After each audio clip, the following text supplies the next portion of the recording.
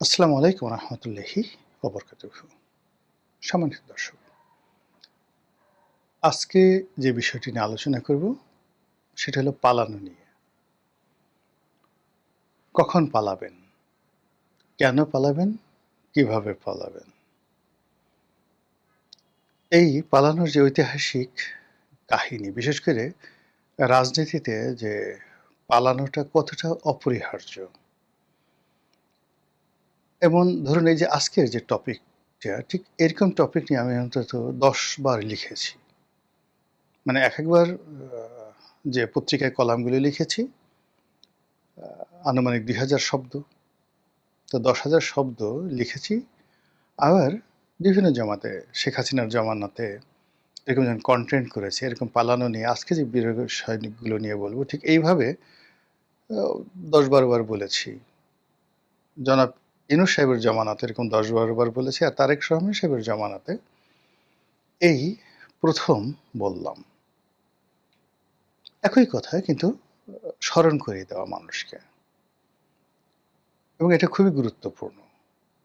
এটা যে বর্তমান যারা শাসক তাদেরকে ইন্ডিকেট করে বলা, নট লাইক দ্যাট। এটা আপনার জন্য প্রযোজ্য, আমার জন্য প্রযোজ্য, সবার জন্য প্রযোজ্য। অর্থাৎ মানুষ যদি পালানোর কথা চিন্তা করে, পালানোর পরিণাম চিন্তা করে, কি কারণে মানুষ পালায়, সেটা যদি ভাবে, তাহলে আসলে একজন মানুষকে পালাতে হয় না। এই গেল একটা কথা। দ্বিতীয় কথা হলো যে আমাকে যেকোনো মুহূর্তে, যেকোনো পর্যায়ে, নিয়তির নির্মম পরিহাসে হোক, আপন কর্মগুণে হোক, পালানো লাগতে পারে, প্রয়োজন হতে পারে। তো সেক্ষেত্রে যারা বুদ্ধিমান মানুষ, তারা বিজয়ের ব্যাপারে যতটা আশাবাদী, সমহারে পরাজয়ের ব্যাপারে ততটা সতর্ক থাকে। তারা যেকোনো জিনিস জয়লাভের পর দখল করবে, ভোগ করবে, এই ব্যাপারে যতটা আনন্দিত থাকে, তার সঙ্গে সঙ্গে কোনো কারণে পরাজিত হলে যেন নিরাপদে, নির্ভীকভাবে, নিশ্চিন্তে, নির্ভাবনায় পালাতে পারে, এই চিন্তা তারা করে এবং সেভাবে ব্যবস্থা হয়। আপনি ধরুন পৃথিবীর যতগুলো রাজপ্রাসাদ দেখেন, বাকিংহাম প্যালেস, এরপর হোয়াইট হাউস, ফ্রান্সের এলিসি প্যালেস, তারপর ধরেন ভারতের রাজভবন, আমাদের বঙ্গভবন, গণভবন, সব জায়গাতেই কিন্তু পালানোর পথ আছে, সুড়ঙ্গ আছে, বাংকার আছে।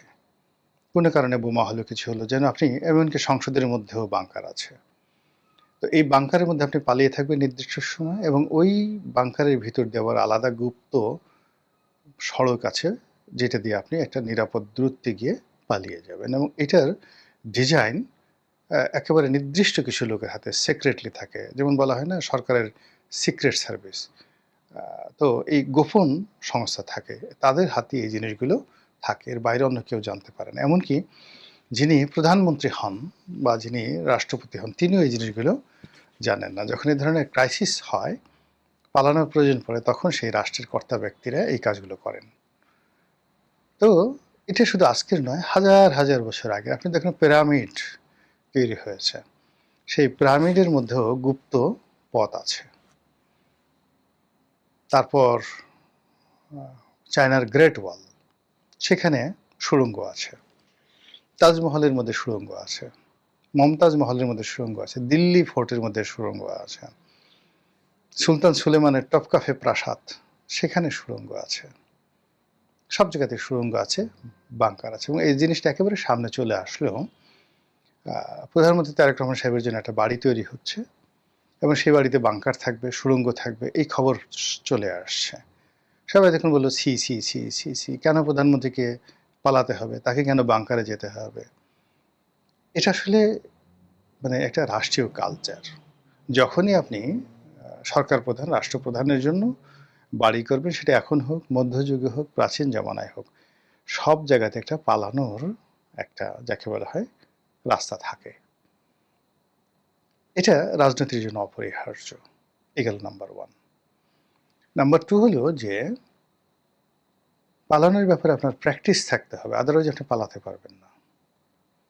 পৃথিবীর অনেক বড় বড় বিজেতা, বিশ্ববিজয় বীর, তারা সফল হয়েছে কেবলমাত্র নিরাপদে সময় মতো পালিয়ে যাওয়ার নিদারুণ দক্ষতার কারণে। পালিয়ে যাওয়া মানে পালিয়ে যাওয়া নয়, পালিয়ে যাওয়া মানে নতুন করে ফিরে আসার উদ্যম তৈরি করার।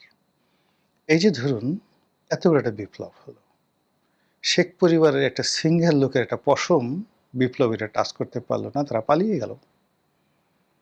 আপনি বলছেন তারা পালিয়ে গেল, কিন্তু তারা বলছে যে আমরা ফিরে আসার জন্য গিয়েছি, উইল কাম ব্যাক।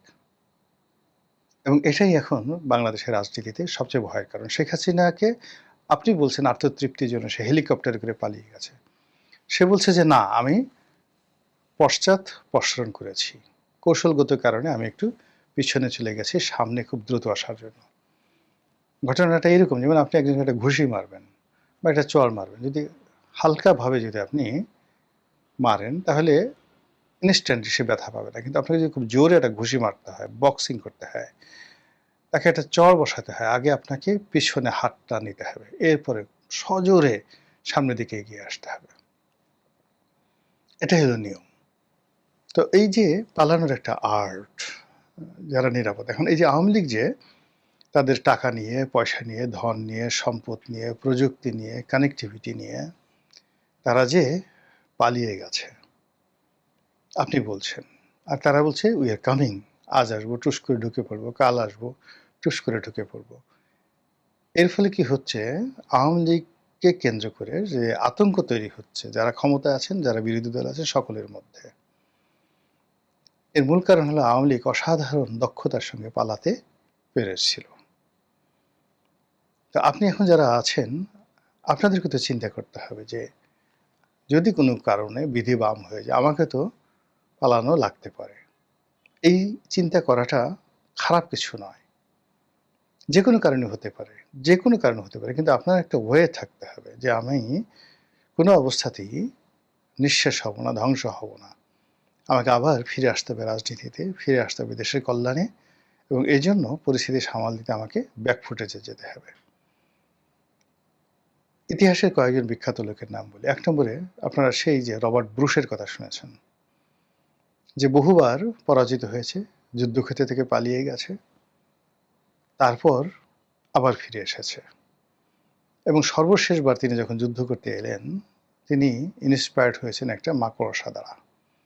তিনি দেখলেন বহুবার একটা মাকড়সা তার জাল বিস্তার করার চেষ্টা করছে, কিন্তু পারছে না, এবং সর্বশেষ সে সেই জালটা বিস্তার করছে এবং সফল হলো। আচ্ছা, রবার্ট ব্রুশ বাদ দিয়ে প্রাচীন দুনিয়াতে হানিবল বার্কা পৃথিবীর সর্বকালের সেরা বীরদের মধ্যে প্রধানতম। তিনি যে কাজটি করতে পারতেন, প্রয়োজনে তিনি পশ্চাৎপদ হতে পারতেন, পশ্চাৎপসরণ যেটাকে বলা হয়, যুদ্ধক্ষেত্র থেকে পালিয়ে যেতে পারতেন, আর দ্বিগুণ, তিনগুণ, চতুর্গুণ শক্তি নিয়ে আবার ফিরে আসতে পারতেন। ইভেন খালিদ বিন ওয়ালিদ, তার যে ক্ষিপ্রতা ছিল, দক্ষতা ছিল, তিনি যুদ্ধের ময়দানে বিদ্যুতের গতিতে সামনে এগিয়ে যেতে পারতেন, এবং বিদ্যুতের গতিতে পেছনে পালানোর ভান করে যুদ্ধরত সৈন্যদের মধ্যে বিভ্রান্তি ছড়িয়ে দিতে পারতেন। তারপর হঠাৎ করে ইউটার্ন নিয়ে প্রচণ্ড শক্তিতে আক্রমণ করে তিনি এক একটা ইতিহাস তৈরি করতে পারতেন। আর আমাদের পাক ভারত উপমহাদেশের বিখ্যাত শেরশাহ দ্য গ্রেট, এত বড় শাসক পৃথিবীতে, এত বড় সফল শাসক, মাত্র 5টা বছরের মধ্যে ভারতবর্ষের 40 লাখ বর্গ কিলোমিটার এলাকায় যে তার সুশাসন প্রতিষ্ঠা করেছিলেন, গ্র্যান্ড ট্রাঙ্ক প্রতিষ্ঠা করে সেটার সঙ্গে সিল্ক রুট, চাইনিজ সিল্ক রুটের সংযোগ ঘটিয়ে দিয়েছিলেন। তার 1 নম্বর দক্ষতা ছিল পালিয়ে যাওয়ার দক্ষতা, গেরিলা যুদ্ধ করার দক্ষতা, এবং হুমায়ুনের মতো বাদশা নাস্তানাবুদ করে ছেড়ে দিয়েছেন। বাংলার শাসককে নাস্তানাবুদ করে দিয়েছেন, বিহারের শাসককে শেষ করে দিয়েছেন, শুধুমাত্র এই পালানোর কৌশলতার কারণে। শেরশাহের ইতিহাস পড়লে আপনার মাথা খারাপ হয়ে যাবে। কাজেই পালানো ইজ আর্ট। এই আর্ট মানুষকে শিখতে হবে। সবসময় ফ্রন্টে থাকা যায় না, অনেক সময় পিছনে থাকতে হয়, পর্দার আড়ালে চলে যেতে হয়, সামনে একবার আসতে হয়। আপনি দেখেন যে আমরা হাডুডু খেলি, আমরা হাডুডু গিয়ে দেখবেন যে হাডুডুর মাঠে সে ১ কদম সামনে এগোয়, ৩ কদম সে পেছনে ফিরায়, এবং সবসময় তার একটা ড্যান্সিং মোডে থাকে। এবং যে হাডুডু প্লেয়ার যত বেশি ড্যান্স করতে পারে, সে তত বেশি নিজেকে সফল হাডুডু প্লেয়ার হিসেবে প্রতিষ্ঠা করতে পারে। মুষ্টিযুদ্ধের ইতিহাসে সবচেয়ে কিংবদন্তি মোহাম্মদ আলী ক্লে, তার অসামান্য নৈপুণ্য, যিনি বক্সিংয়ের মতো একটা রূঢ় নিষ্ঠুর একটা খেলাকে আকর্ষণীয় করে তুলেছেন, জাস্ট লাইক সিনেমার মতো করে তুলেছেন। সব কিছু বাদ দিয়ে তার খেলা আমরা এখনো দেখি। কি ছিল? ড্যান্স, শুধু গতি। চার্লি চ্যাপলিনকে দেখেন, তার সিনেমার মূল বৈশিষ্ট্য কি? লুকানোর বৈশিষ্ট্য। প্রচণ্ডভাবে তিনি লুকাতে পারেন, মানুষকে ফাঁকি দিতে পারেন, এবং মানুষকে ঠকাতে পারেন, ধোঁকা দিতে পারেন। এই যে তার যে ধোঁকাবাজি করার ক্ষমতা, মানুষকে বোকা বানাতে পারেন। তিনি আসলে বোকা না, মানুষকে বোকা বানিয়ে ফেলেন। এই যে পলায়ন পর একটা চরিত্র, এটা পৃথিবীতে জনপ্রিয়তা পায়, সফলতা পায়। রাজনীতিতেও একইভাবে পালানোর জন্য আপনাকে পথ তৈরি করতে হবে, পালানোর পদ্ধতি জানতে হবে, পালানোর জন্য প্রস্তুতি থাকতে হবে। এটা হয়তো আপনার ভুলের কারণে আপনার পালানো লাগতে পারে, পরিস্থিতির কারণে আপনাকে পালানো লাগতে পারে, ব্যর্থতার কারণে আপনাকে পালানো লাগতে পারে, আপনার অপরাধের কারণে পালানো লাগতে পারে। আপনার প্রতি আল্লাহর গজব নাজিল হয়ে যায় অনেক সময় মন্দ কাজ করলে। রাষ্ট্র ক্ষমতায় থেকে মানুষ যদি মানে জনগণের হক নষ্ট করে, আল্লাহর হক নষ্ট করে, তাহলে এমন পরিস্থিতি তৈরি হয়, গজব এসে যায়। সেক্ষেত্রে আপনাকে পালানোর যে কৌশল, সেটা নিতে হবে। এরপর দূর দেশে গিয়ে আপনি অনুতপ্ত হবেন, তওবা করবেন, আর ভুল করবেন না, আল্লাহর কাছে কান্নাকাটি করবেন। আল্লাহ আবার আপনাকে সপদে ফিরিয়ে আনবে, বা ভালো পদে ফিরিয়ে আনবে। কিন্তু আপনার একটা সময় দরকার। সেই সময়টার জন্য সবারই প্রস্তুতি থাকা দরকার। আমার, আপনার। পালানো শুধু রাজনীতিতে নয়, পরিবারে পালানোর দরকার আছে, ব্যক্তি জীবনে দরকার আছে, ব্যবসায়িক জীবনে দরকার আছে। সব জায়গাতেই নিজেকে আড়াল করার, পালানোর একটা অপরিসীম দক্ষতা থাকতে হবে। মহান আল্লাহ আমাদের সবাইকে হেদায়েত দান করুন এবং হেফাজত করুন। আসসালামু আলাইকুম ওয়া রাহমাতুল্লাহি ওয়া বারাকাতুহু।